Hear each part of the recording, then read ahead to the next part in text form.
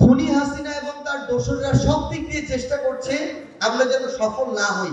আমরা যদি আমাদের ডকুমেন্টগুলো না দেই, এটা তো একটা ফাউন্ডেশন, প্রত্যেকটা টাকার হিসাব যেন আজকে থেকে 20 বছর পরেও দিতে পারি।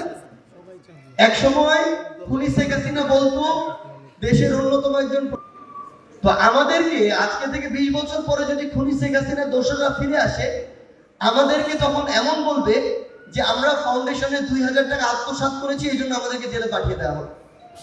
এবং এটা শুধু আমাদের সাথে সম্পর্কিত নয়, আমাদের সবার আত্মসম্মানের সাথে সম্পর্কিত। এই জন্য আমাদের ডকুমেন্টস গুলো লাগবে।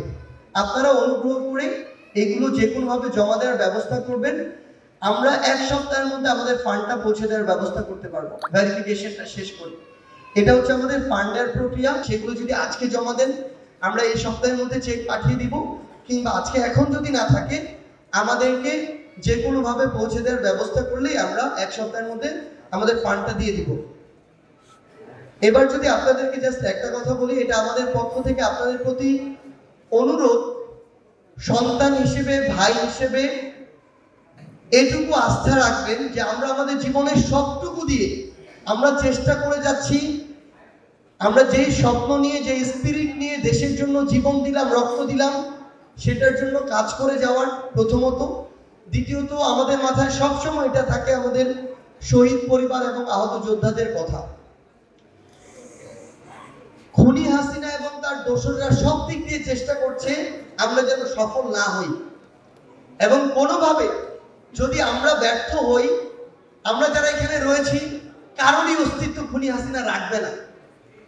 ওই 5ই অগস্টের আগে যেমন এমন অনেক শহীদ পরিবার রয়েছে, ঠিক মতো দাফন করতে দেওয়া হয় নাই, বাড়িতে থাকতে দেওয়া হয় নাই, থানা হয়রানি করা হয়েছে। আবার যদি খুনি হাসিনা দোসররা আসে, একই কাজ করা হবে। সেই জায়গা থেকে এটা আমাদের সকলের দায়িত্ব যে যেই স্বপ্ন নিয়ে, যে স্পিরিট নিয়ে অভ্যুত্থান হয়েছে সেটাকে রক্ষা করা। আমরা আমাদের জায়গা থেকে সরকারের যেমন গঠনমূলক সমালোচনা করব, একইভাবে আমরা প্রশাসন থেকে শুরু করে সার্বিকভাবে সকলকে তাদের কাজে সহযোগিতাও করব। এবং আমরা এখানে আমাদের পুলিশ প্রশাসন রয়েছে, জেলা এবং বিভাগীয় প্রশাসন রয়েছে।